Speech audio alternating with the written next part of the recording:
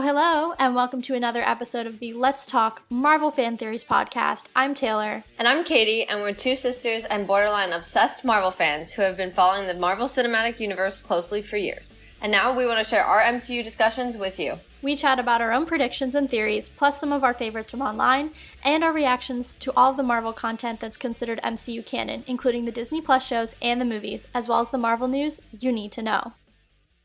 Happy New Year, Let's Talk Marvel Fan Theories fans! We have a doozy of a first episode of 2022 for you today. We're going to be diving headfirst into the multiverse coming out of No Way Home, and of course, that shocking second end credit scene, which was the Multiverse of Madness trailer. So Katie, I know there are a few things on our list we want to talk about. What is top of your list on the multiverse? Well, personally, I just want to quick add in, too. To be fair, 2021 was technically the year of the multiverse.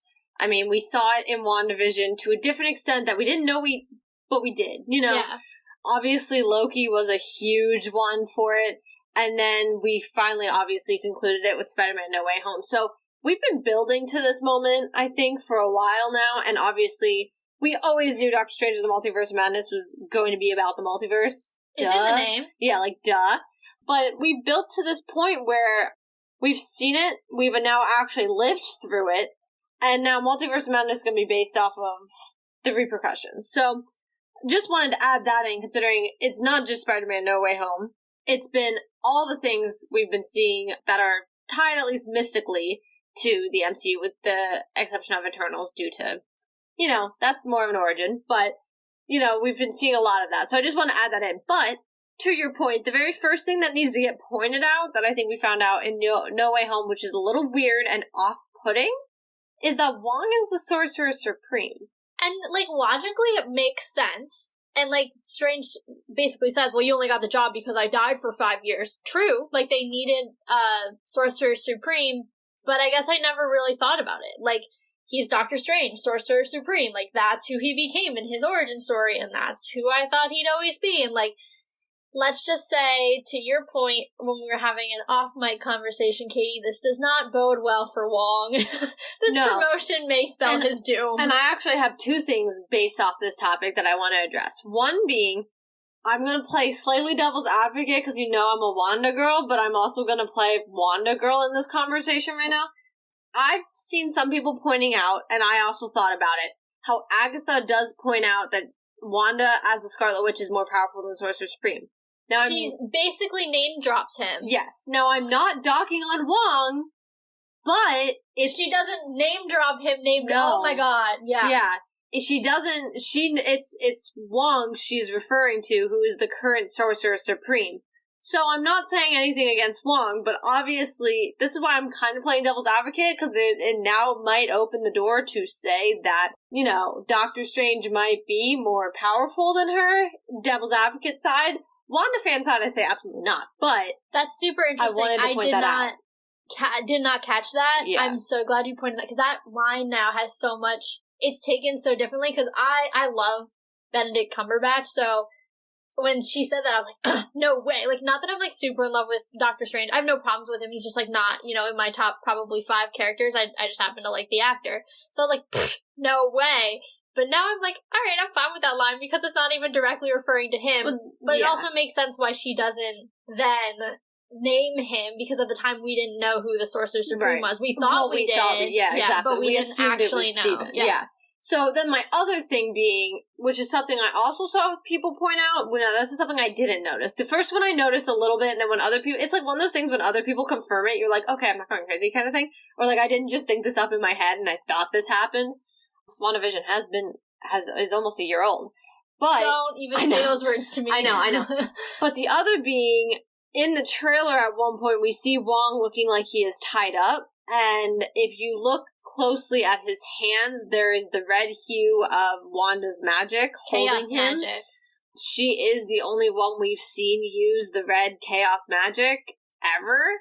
So it doesn't look like Wanda stays on their side forever. I have been seeing some interesting thoughts and theories on that. To be fair, it's been rumored for a long time that Wanda was going to be the villain. I mean, I think we've been misdirected by trailers enough I love her, but I'm ready to see her just kind of lose it. And, like, further than Westview lose it. And I wouldn't be surprised if we still saw her swing around to be the villain then later in this film. It makes a lot of sense to me, personally. I'm just thinking, and, like, that totally has merit. So we've just rewatched the trailer just before watching this, or recording this, so it was fresh. And, we see two versions of Strange. There's now been a third version, Protector Strange, that has gone around online with some concept art. I'm not really sure. There's, like, an action figure related to it, so I'm not really sure where he comes in, or I'm not as familiar with Doctor Strange in the comics, so I'm not sure what the basis is of that. But counting now, we have 3 versions of Doctor Strange. The question then becomes, the evil version of Wanda, is that our Wanda? Or is it a different universe as Wanda? Because that is very much a possibility. Well, and actually, with you bringing that up, because we're moving into that direction, if you look at that poster that's been released, the official poster so far, it is 3 Stranges and 2 Wandas. Yeah. So, if theoretically there is this third Strange as well, there's nothing to say there isn't another Wanda. I would say, too, personally, as someone who's followed Wanda, and not like no one else hasn't, but as a fan of hers, I don't necessarily see Marvel, and now I could be wrong, because Marvel's been pulling out different stops that I didn't expect before, especially in Phase 4, but I don't really necessarily think I could see Marvel doing the villain to hero to villain story with her. Yeah, I was just thinking that she's towed the line before, so I'm kind of like, are people going to be, I guess I'm thinking from, like, their perspective, are people going to be as invested if she goes back? Well, because what are you going to do? Keep her a villain? Yeah. You're not going to kill her off. Yeah. That's the dumbest move you could do. She's one of the most popular characters after WandaVision. She's really been coming into her own now. Like, she was always kind of a side character, I would say, because we still always had the OG6. And so, obviously, they always kind of were the main focus in phases 1 through 3, regardless. But I don't... Like, you can't make her the villain and then make her the hero, or make her the villain and they do, like, you know what I mean? Like, people are now calling for her to finally have her own movie now that, because of WandaVision now being in Doctor Strange. I just don't see them making her a villain. What do you do with that? That, and also to get more business meta focused around rights. Now, so first of all... Oh, the X-Men? Yes, That's where I was going. But I just wanted to say, like, my understanding is the reason that Wanda never got called the Scarlet Witch until WandaVision was because Disney did not have the rights to call her that. They had the rights to Wanda and the powers, but not the name, until they bought Fox. So, now that they have the rights to fully make her who she is, 1, you're gonna use her in, one show and 1 movie and then call it a day? I don't think so. And 2, her history as... I guess she's a member of the X-Men adjacent. She's technically, I guess, is technically supposed to be involved with them because that's why Pietro is. Right, and her dad is Magneto. So it's like she's so involved in those storylines. And now, Marvel has, 21 unnamed projects that they're working on that we don't even know about. Well, the X-Men are eventually coming. Yeah, well, there's 2 on the slate that they've told us about that they haven't named yet. And so... they're coming. They just want to do it with a big splash. They want to do it the right way. Please. So and Wanda in many ways, House of M is a gateway to that. So to lose her, I just think that's short-sighted to your point, and I don't see that happening. Yeah, so that's why, like, I like the point that you brought up that you've been seeing people talk about that other Strange, because that means, and then you brought up the possibility of another Wanda. I think that bodes to me more of the direction they move in, because I would love to see an evil Wanda. I just don't see it being ours. But I also think, to further that point, and what would be even more interesting to me, like, so Wanda, obviously she's done the whole villain thing, she's done the hero thing, she's done the whole I lost the love of my life and my children breakdown thing. Like, she seems to be doing well for herself, though, on her little tree farm. Yeah, I mean, she seems to have found peace. But what I think would be interesting is for them to go and do an external version of her internal battle, right? So she's constantly battling the things that she's been through and her powers and, like, learning how to control them and coming into herself. And how interesting would that be to then have that metaphorical internal battle be shown on the outside where she's battling a literal evil version of herself? Well, and what's also kind of interesting is you have to also put this into timeline perspective. If this is after No Way Home, well, No Way Home was around Christmas. Because, yes, it was. Because he keeps asking MJ to bring down the decorations of Halloween because it's too close to Christmas. Yeah, I forgot because it starts kind of in the summer and then... There's a weird time jump that they never really, address, but it's there. Yeah. But so this is at least around Christmas, if not, we're moving into January, February. We do know Westview happened not that far after the blip, if not, a week after. Yeah, so this is quite a few months. 9-10 months after the whole Westview incident. Minimum. Just about, yeah. So that's why I'm saying, put that in perspective, too. If she wanted to kind of go a little cray-cray, I feel like she would have done it. So then here's the bigger question. So we see her calmly picking apples on her farm, just trying to, whatever. Is that... Okay, is that the evil one, or is that her? No. Oh, I was thinking that. I mean, that's also a question. My question is, the Wanda we saw at the end credits scene in the woods, is that evil Wanda or the Wanda in the trailer? Because she heard her kids, and I can tell you right now, there's no way that if Wanda hears her kids, she's chilling out picking apples on a farm. Well, that brings up another theory I was seeing as well, that the possibility is she's there to help up until they really involve in the multiverse, and then when she understands that she has the ability to possibly get her kids, then that's when she turns. I think that was pretty interesting, but at the same time, I mean, it seemed that she had some look of recognition when he mentioned the multiverse, and so maybe it's mentioned in the Darkhold, maybe she has power over it. That wouldn't necessarily surprise me. She's got probably the darkest magic that there is. So it wouldn't necessarily surprise me that if she has some sort of hold in the multiverse, or an ability in the multiverse, but I don't know. It's a weird thing to be where she was and also I think she's moving houses twice feels a little weird, because that's not the same house. You know what I mean? That cabin's not the same as the house that we see her in later on. Right. And I know that sounds weird, but I'm she's a single lady. What is she gonna do? She isolates herself in both of them. So... Not to mention, she's probably back to being public enemy number one. If what happened, Strange should know what happened in Westview because of who he is and what he's tapped into. Yeah. But if he knows, what do other people know about Westview? Yeah. So, again, she's... Well, they also have that doctored video of her when she's, quote-unquote, is breaking in to steal Vision's body. Yeah. So, there's a lot that could happen.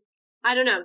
I definitely like the theory of the two Wandas, and it makes a lot of sense even down to the poster. Yeah. But now it becomes the idea of, okay, but which one's which kind of thing that we've seen in the trailer. Yeah.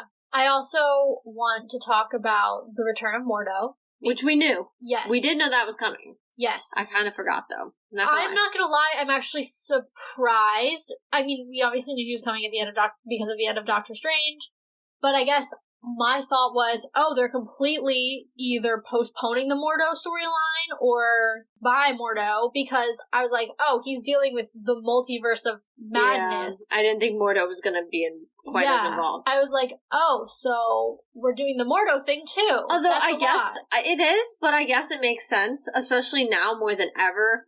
Mordo's whole thing became about how no one should have the magic to begin with.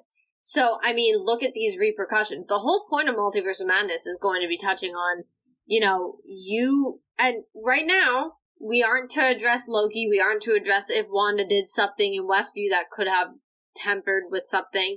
Tampered, I don't know why. Okay, so we don't necessarily know any of that. We're not even going to address it right now, because we do only have the one trailer. I think it's not fair for us to make assumptions, and we'll have a whole predictions episode to go into this movie.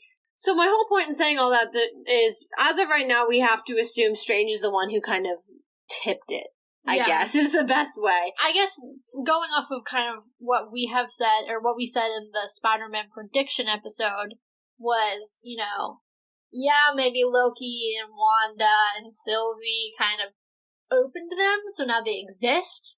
If we're going to tie this all the way back to Ms. Minutes and her little explanation... We have our line, we have our no-no branches, right? Well, they created no-no branches, but the no-no branches are not supposed to touch one another. Yeah. And I think what our understanding is, and we could be totally wrong, and we're not physicists by any means. And we have no idea how this multiverse fully works. But the way it makes sense in my brain and your brain, Katie, is that what Strange did was find a way to connect them, to have people from one go to the other. Well, he essentially brought a ton of people to one universe, which was theirs. And I want to talk about that. So I know this is about the multiverse in general, so I want to go back to the really big multiversal moment in Spider-Man. Obviously, the whole thing is about the multiverse in the background. But there's one moment where the multiverse takes the foreground. Two, there's the moment where they have the whole spell starting to go out of the way. I don't think you get a lot of clues there. I think that's just really cool visually. Yeah. But the second one, of course, being at the end of the Statue of Liberty scene, where the sky is starting to fracture, and, you're starting to open things up. I think visually, to me, that looks like two things. It looks like what we saw outside He Who Remains' window at episode 6 of Loki. I think visually, it's very similar. Which is obviously intentional, but I just want to point that out because we're seeing the same thing. So it's there, and that's what that was. Right. And also, the way it kind of opens up in fragments reminds me of the universe in which the Watcher was, where he could see into different multiverses from inside his little pocket outside of all universes. Yeah, and it also honestly reminds me a little bit, now that you brought up that area, and then I think that's a good segue right into something we are kind of slightly already talked about. But it also reminds me of when Ultron is fighting the Watcher and they're going through the timelines. It's breaking glass. Yeah. It's like, So that's, I like that you brought that up. And actually, so bringing up the Watcher and What If, I think the biggest question for a while had always been like, how strongly should we take What If and its repercussions in the full MCU? I think, not that it's not necessarily canon, but I just don't think we knew what it played into quite as much. And of course, I mean, we see a whole multiversal war, so I don't know if we're going to be kind of seeing if it's being a pick and choose kind of thing or not. I'm glad you brought that up because I just had a thought about that. Because I know you keep bringing up the multiversal war and how it's kind of like a huge wrinkle. Yeah. So, Ultron hadn't gotten to all universes yet. Here's how we can make the multiversal war work within what we used to know as the sacred timeline. He just didn't get to us yet. Like, he was out there conquering universes, and they were able to stop him before our universe even knew that he was a problem on the horizon. Yeah, no, I'll take that. So then running off of that, one of the biggest things then is that I think everyone pointed out, because you couldn't miss it, was Evil Strange, which not only just Evil Strange being part of the equation, but the scene where Doctor Strange walks out of the, why can't I think of it? Sanctum Sanctorum. Sanctum, thank you. I was like, well, it's not going to brain. And all that black goo is an exact scene from his What If episode where he walks out and the universe is falling apart. Yeah, and Midtown Manhattan is folding in on itself. Yeah, because of the Dark Strange from that episode. Now, here's another thing. We see, it's Christine, right? It's been a while since I've watched, it's been a while since I watched Doctor Strange. We see Christine getting married, and now my only thought is, this feels out of place. And that is my first thought as soon as I watched the trailer. I was like, what a weird scene. Feels very out of place. My wondering is, does it happen to our Strange? Or is it happening to the other one? And that's that she doesn't die in this necessarily, or she's with another man. And he can't keep her. Well, right, because if you notice, she's walking past him up the aisle. Yeah. She's not walking to him. Oh, yeah. He's an observer or a, attendee at her wedding. A guest. Yes. I was like, I don't know if you're trying to use some other word. Yes, that's what I mean. Attendee also worked. So, yeah, but it was weirder. So, a part of me is almost wondering if that's not necessarily our Strange, and there's somewhere in there that, because to be fair, they kept saying, and this is why I think it was so important that they were bringing up that her death was like an absolute. I still don't get it because our Christine didn't die. I don't either. So if it's an absolute in every universe, what if I'm sorry, Rachel McAdams, is nothing against you, but why are you alive? What if her death is not necessarily the absolute, it's him losing her?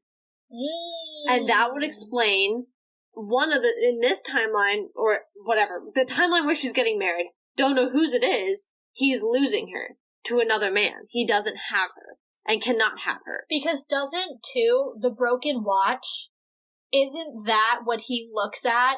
It's his phone. No. In the trailer. I was like... There's the broken watch. Isn't that what Strange looks at the night he decides to go try to undo what he did? I believe so, but I only watched the What If episode once, and I do think now because of this, you definitely have to give it a rewatch. It's so important. Yeah, I'll be rewatching it before the movie. For sure. That's why my thought is maybe it's not inherently her death. That's the absolute. Maybe in that timeline it was a death, but in other timelines, he just can't have her. Does the at the time the Sorcerer Supreme, the Ancient One, does she say her death is an absolute point in time, or does she say her loss? Yeah, you losing her, because that's a very important distinction. Don't remember. I mean, I don't either. It's a genuine question. My point. I mean, regardless, even if she does say her death, it could still be in that timeline, it's her death. But in general, it's losing her. You know what I mean? So in some timelines, her death is the absolute point, while other timelines, just losing her in general is still going to be he is not meant to be with her regardless. Here's another point to you, though. And it could be that it's more broad than just death. However, I thought it was interesting because she's not really involved in his shenanigans in Doctor Strange 1. She kind of just you're popping in on this magical thing, you freak. And then he's like, whatever. It's she just kind of goes for the ride of her life a little bit in that movie. But she is in the multiverse with him and America Chavez in that scene where he's opening the door. And I was like, oh, you brought Christine, who has no magic. She doesn't look like Christine. She looks like she's red hair. Red hair. No, but red hair. Like MJ from the first Toby red hair. I mean, that could just be the coloring of that scene. Well, if you're gonna bring up that scene, because think about how Sylvie's hair looked red on that planet. That's fair. Although, if you're gonna bring up that scene, she's wearing her night night nurse suit. That I don't see that being our Christine.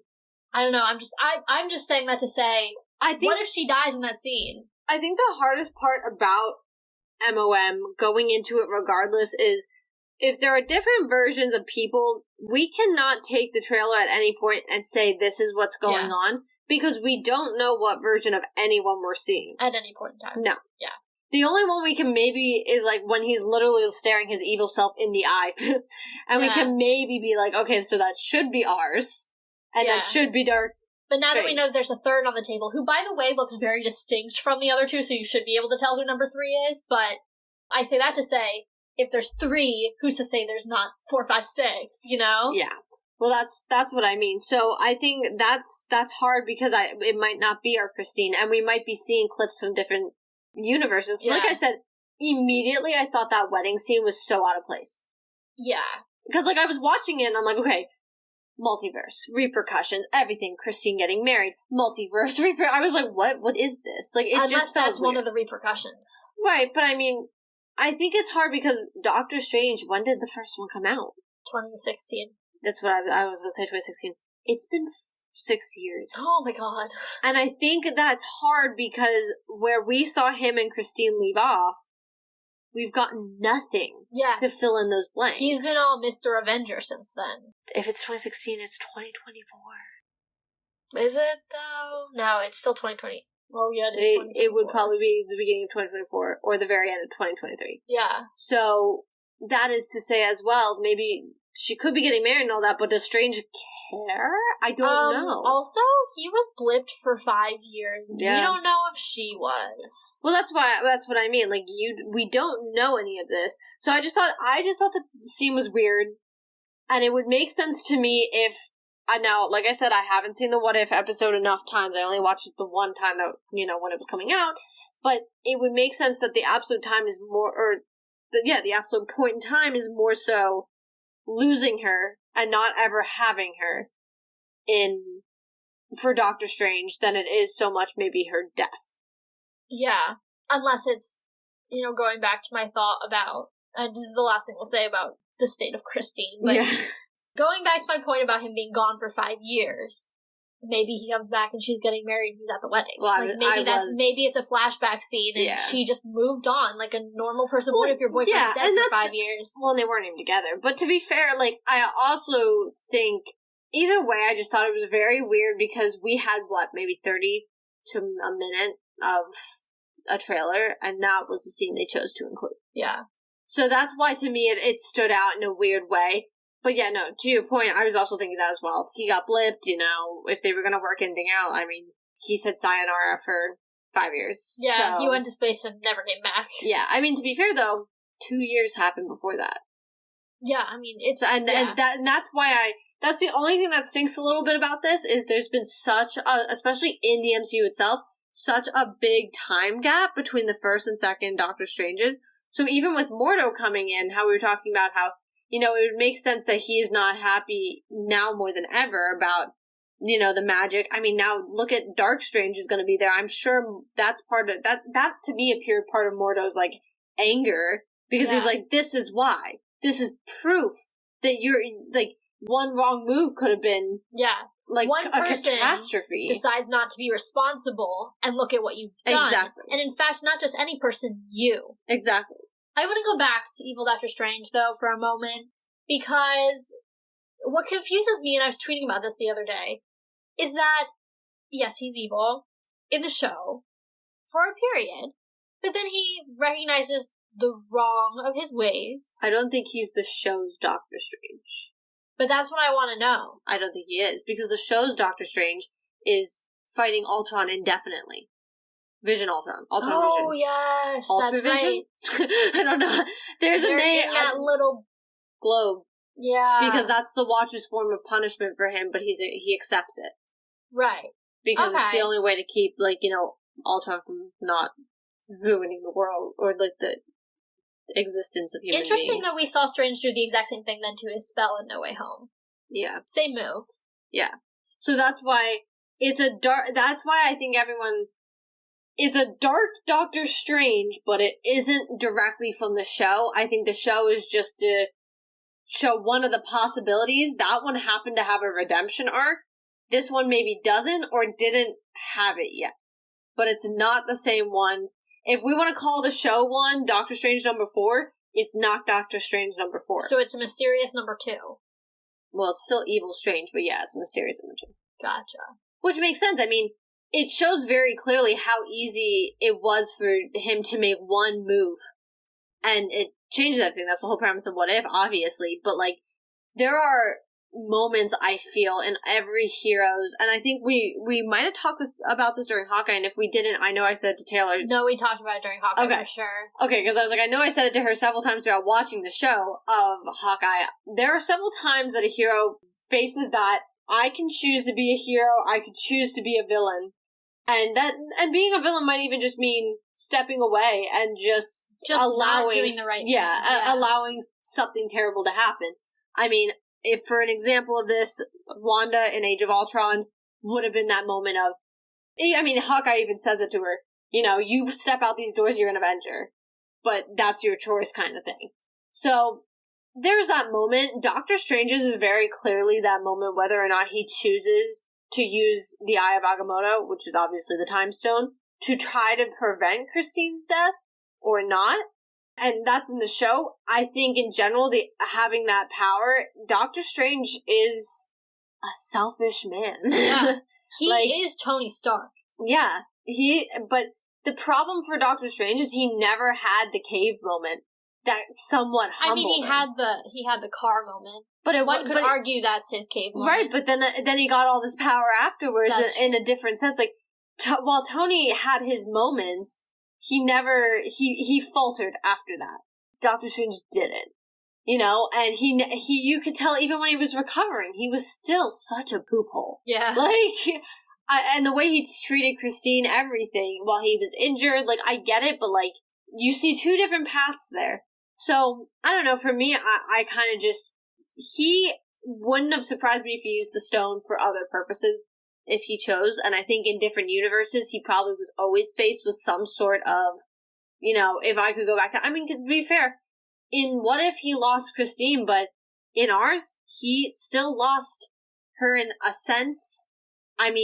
Becoming Doctor Strange didn't necessarily make it better. Their already failing relationship. He lost everything he knew. He lost just being the doctor he was, Because no one knows he's Doctor Strange out here, like, doing what he's doing. Yeah. You know? He liked the notoriety of being, he was what, a brain surgeon? Of being, like, the best brain surgeon in the world. Yes, exactly.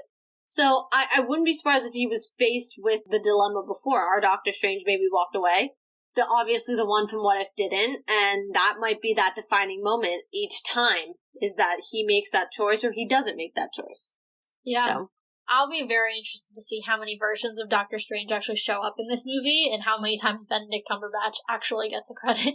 Yeah, because we do at least see 2. And now we might have that possible 3rd. Yeah. So it might be Doctor Strange, Benedict Cumberbatch. Doctor Strange, Benedict Cumberbatch. Many times. It's like the Peter Parker Spider-Man, Andrew Garfield. Yeah. Peter Parker Spider-Man, Tobey Maguire. Peter Parker Spider-Man, Tom Holland. Like, I had to laugh at that. But, yeah, so, I mean, it's a complicated trailer. It is. It's a very complicated trailer. One thing, sorry, I want to go back to I knew there was something that was still haunting me about evil Doctor Strange. The tentacles. So, are they coming out of him? Because if so, he's more like our What If Doctor Strange. Oh, but if it's I don't necessarily are think... they alluding to Captain Carter's beast? Personally, I see it more probably, I'm going to call it relating more to just our Doctor Strange from What If. Because obviously we literally see him, in order to get his power, turn himself into like 30 different animals. And it's very weird. But whatever. And like I said, I mean, that version of Doctor Strange went to the multiversal war. There's no saying another universe is Doctor Strange. Because keep in mind, what they say one thing could change an entire storyline, right? Okay, well, what happens if 2 things happen? We see in the multiversal war, they take him out of that universe. That's how he redeems himself. Right. So my point being, there's very possibly another universe where all the same things happen, but he doesn't get taken out. Maybe he destroys his universe. Maybe during the war, it opens up the ability for him to leave. Like, there's all sorts of stuff going on. It's very possible that the same mistake can be made by Doctor Strange in, like, 2 different universes. Maybe just later in that universe, someone else changed part of their storyline. Yeah. You know, there's no saying that there wasn't one fracture here and another fracture later on. Like, Captain Carter's storyline could be the same as Doctor Strange's if we wanted it to be. There's no saying that her being Captain America affected how he became Doctor Strange. Not at all. Right. So they could have happened on the same timeline, for an example. Oh, I see what you're saying. But okay. he was not the Doctor Strange then pulled for the multiversal war, so he never had the redemption arc. He never got stuck fighting Ultron, because there's only one. That we can be sure of. There was only one that got stuck in the globe thingy fighting Ultron. Right. So can I just say the multiverse hurts my brain? Oh, it hurts mine. There's really not a way to explain it, is the worst part. I love all these movies. I love everything we're getting, but I'm always confused. Yeah. I speak confidently, but it's mostly just to convince myself. Yeah, I mean, they really dumbed down Spider-Man for us. I really thank them for that. Because I don't think I could have actually managed them trying to explain everything down to the tiniest I really detail. appreciate Doctor Strange just being my personal multiverse tutor. Like, that needed to happen, and I'm grateful for it. Yeah, and I mean, I just think it helps me to know that, like, I didn't have to think too hard for Spider-Man, especially because I don't think that the point of Spider-Man was never about the multiverse in the sense of... No, the multiverse was a means to an end. Yes. But it wasn't, and that was what surprised me about the movie, because everybody's like, the multiverse, and I thought it was going to be front and center, and I'm not disappointed that it wasn't. No. I was glad they were almost able to be like, so we're going to confirm for you that the multiverse is open, but we're going to put that to the side for now, and here's some fun shenanigans. Although I have to say, it's funny, because while Loki messed around with Sylvie, well, well, that happened, but while Loki and Sylvie were messing around in the sense of messing up the multiverse, or opening it, Wanda might have been doing something with a Nexus event. It all comes down to Peter. Because he didn't get into college. And that's really what if you really break it down. And all because, really, the real root of this problem is MJ didn't take down the Halloween lights. Yeah. At its very core. Take down your Halloween decorations, people. Yeah, can I blame MJ for the multiverse now? She's gone now, so we can blame her all we want. Okay, then I'm blaming MJ now for the multiverse. But I think this is going to be hard too, because this film is going to be like a lot of the films we saw in Phase 4 so far. We are going to have no clue what's going on in this film until we're watching the film. And even then. there is no guarantee. And my biggest thing with it is I just hope there's a slightly better explanation on what's going to happen now, because theoretically we saw, okay, Peter, everyone forgot you. Everything's normal. So theoretically we saw everything get fixed at the end of Spider-Man. So it's gonna be now I need to understand why it's all breaking again. Because maybe it's like once you open it, you can like band-aid it, but you can't quite like sew it back up. Well, yeah. Unless you like really get in there. Yeah, I don't know. That's my point. So like I'm gonna need a big explanation from this movie, especially because I know they're bringing in a lot of people for cameos, which I'm so excited about. But it stresses me out. I'm so excited to see a bunch of dead characters and characters from the 2000s movies and also Loki. But it's like so stressful. I'm at the same time because beyond stressed. I don't expect to see that much more footage. I don't either. They're just gonna keep recutting this over and over again. Like they've done for the last every movie that came out 3 movies, because, Black Widow, they basically told us the whole movie because they had 2 years worth of marketing. Yeah. Which, I mean, whatever it is. They couldn't really not do that, unfortunately. But the other 3, it's the same footage cut over and over and over again. So I'm not expecting a ton of new information between now and May, 5th or 6th. I was just about to ask you when, because I was just about to stress about the date for a hot sec. It's early May, and I'm trying not to think about how far away that feels. It'll go fast, but I don't expect to see a lot more footage, if I'm being honest. Yeah. I just think we're going to be in for a very wild ride. And I think we said this earlier, we don't obviously usually like to go into trailers too much. Unfortunately, Spider-Man, I shouldn't say unfortunately, but fortunately, but unfortunately, Spider-Man was so big and heavy that, obviously, if you guys saw the podcast and listened to the podcast, pretty long podcast for us. Yeah. But it was Spider-Man No Way Home. This is probably one of the more anticipated films, even over, Infinity War and Endgame. I would say They didn't break Fandango. Yeah. This broke Fandango. Yeah, and, every AMC, every ticketing site was broken for Spider-Man. We couldn't even get in the next week. Yeah, we were struggling. We went to go see it the Thursday after, so a week after it came out, to see it a second time, and we were struggling to get tickets for that as well. Yeah, we had to go see it in 3D, which, wasn't the worst thing, but it happened. Yeah, you still couldn't just, walk in and see it. People were still seriously buying up tickets. Yeah, when we saw Far From Home, we saw it opened weirdly on a Tuesday, because it was, I remember it was July 4th. Yeah, July 4th weekend. So we saw it opening Tuesday, and then we went back the next Tuesday, because our local theater has, $5 shows. So we were like, heck yeah, $5 Tuesdays. And we got, we had no... We were in no problem. I don't even think we got our seats ahead of time. I genuinely think we walked in and we're hey, we did too. We just won 2 for this movie, and we just picked our seats. I think there were 15, 20 people in the theater. Yeah. It was, empty. Yeah. So, this is not a normal occurrence. Exactly. So... Even for Marvel movies. So, obviously, that podcast was fairly long, and you just... When you put a trailer in the end credit scenes, you just can't really talk about it. Yeah. And to what we said before, this movie, No Way Home, had so much going on that the multiverse was on the back burner. It was a secondary plot line. It was a plot device and nothing more. So we wanted to give the multiverse, which is going to be really the focus of at least the next movie, if not potentially more, in the MCU, a little bit more time to breathe and a little bit more time to explain where we think it's going. We're going to be seeing in this film, because this could be the culminating point for the multiverse, and we might just see waves afterwards. That's what a ripple. I wanted to talk about. Okay, we finally got the multiverse. This is so exciting. Are we almost done with it already? Yeah, that to me, we know by the end of the year, by the end of the MCU year, 2024, that it's done, because Hawkeye's not worried about it. Yeah. So, is it one of those things where they use it in order to reboot a bunch of franchises? I'm going to slightly counterpoint that a little bit, just because, to be fair, Marvel's done a really big and hefty job keeping some of the mystical away from the boots on the ground. To be fair, Wanda was out here doing Westview. We don't hear anything about it in The Falcon and the Winter Soldier. Yeah, and they're not far apart. We don't hear anything about it from Hawkeye. Clint was there for Wanda through a lot.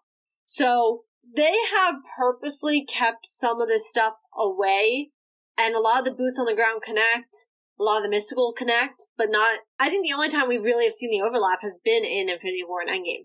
Yeah. And that's just because all the heroes were coming in. That was the whole point of it. Oh, and Civil War a little bit, but that was, again, because all the heroes were coming in. So they purposely keep things out of the conversation. What is Clint gonna do? Oh my god, the sky is shattering. Kids get in the house. What is he gonna do if the multiverse is opening? I'm glad you brought up the sky shattering thing, though, because there is one thing that I want to go in a little deeper on related to Spider-Man and the multiverse. And I think we might have talked about this in the Spider-Man episode, but let's talk about who was coming out, what the figures were. Okay, so if that's one of them was Mysterio. Yes. We did not talk about that. And I want to talk about that relating to Multiverse of Madness for a reason. I think this was likely in a predictions episode. It was mentioned somewhere. If not in an episode, it was on a blog post. Mysterio in the comics is known to be someone who travels through the multiverse and is from a different universe to begin with. So to me, seeing, him come through, does it mean that it could just have been Quentin back from another universe himself that isn't, mystical? It's still the same kind of idea that we had him, just kind of, using drones? Possibly. Because, who knows? He's not from our universe, obviously. He wouldn't be coming through. But it opens the possibility that it was the Quentin Beck that actually is really mystical, actually has powers, and actually lives in a different universe and does all the things that Quentin said that he does, but he doesn't do. Yeah. So it's possible it would have actually been a more comic book accurate version of him coming through. And I want to talk about it in the Multiverse of Madness because why show that if there's not going to be a result from that? Yeah. And yes, he went back because they all went back. But think of everyone else who came through. Rhino we saw already. Kraven's coming. Yeah. Who else was there? Didn't we see a Scorpion? Scorpion. Probably coming. We've been hinted at it before. Yeah. So everyone else, Mysterio's the only one that's an odd one out because we've only seen him in our universe. And he's dead. And he wouldn't be coming from another universe. He's not dead. Well, but he wouldn't be coming from another universe. Right. To come to our universe when he lives in our universe. Unless the undead is its own universe, which I feel like there's probably a Marvel Zombie. world for that. Yes, and don't they have some sort of, don't you dare say what I think you might say after I say this, don't they have some sort of, death figure?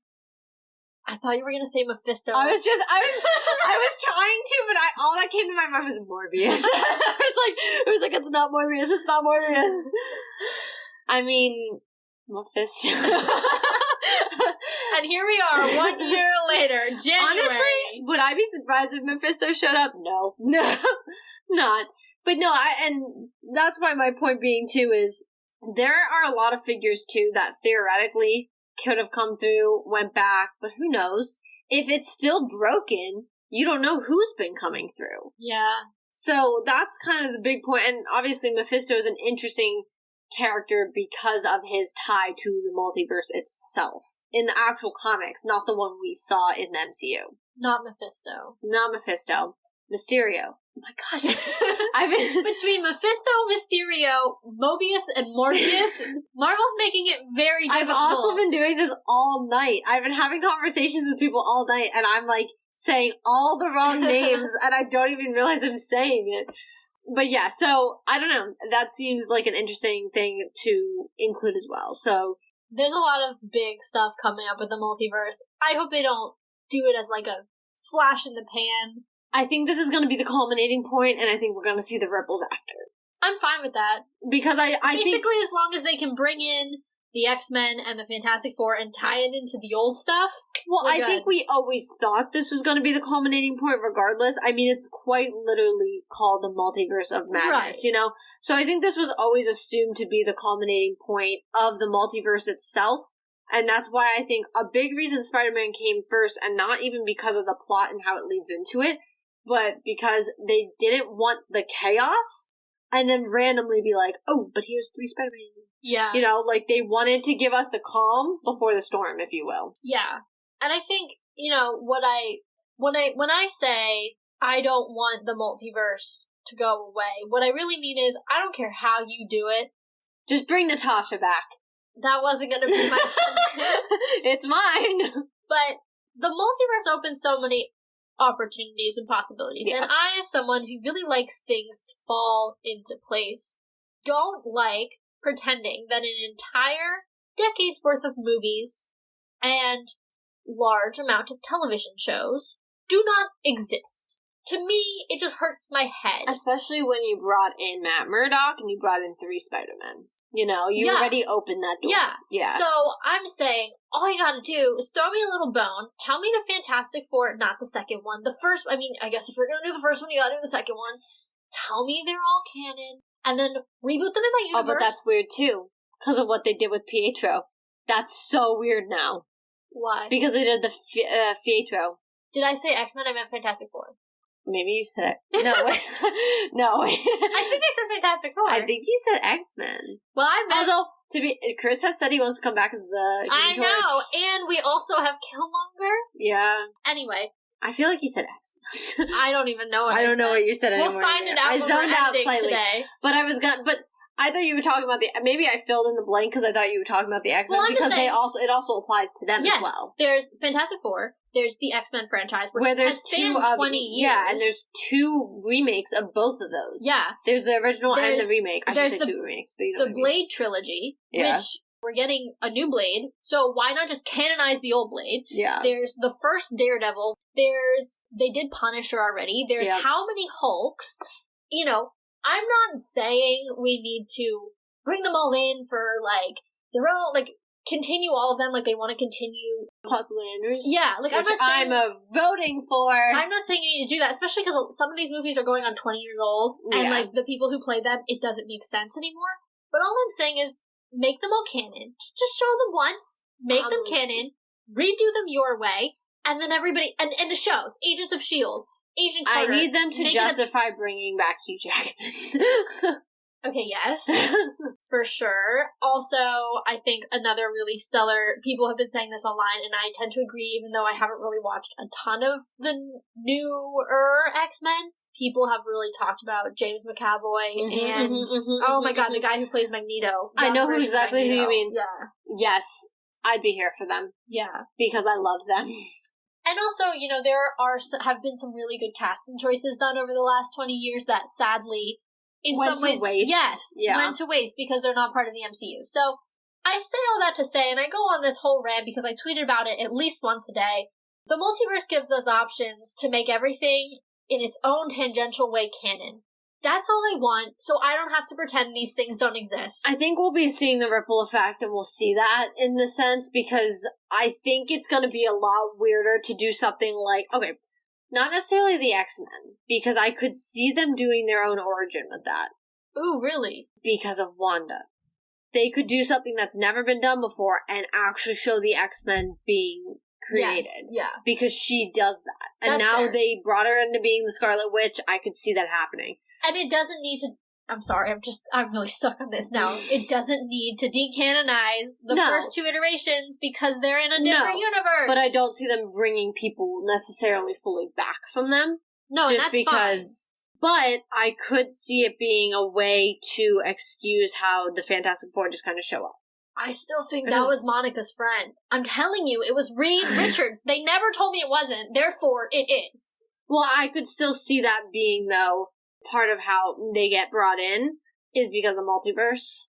That would not necessarily surprise me that they get brought into our universe and never go back. Not necessarily the ones, could be a new casting. I just don't necessarily see them doing another reboot of the Fantastic Four. Well, because they didn't do it with Tom. I feel like they think their limit is 2.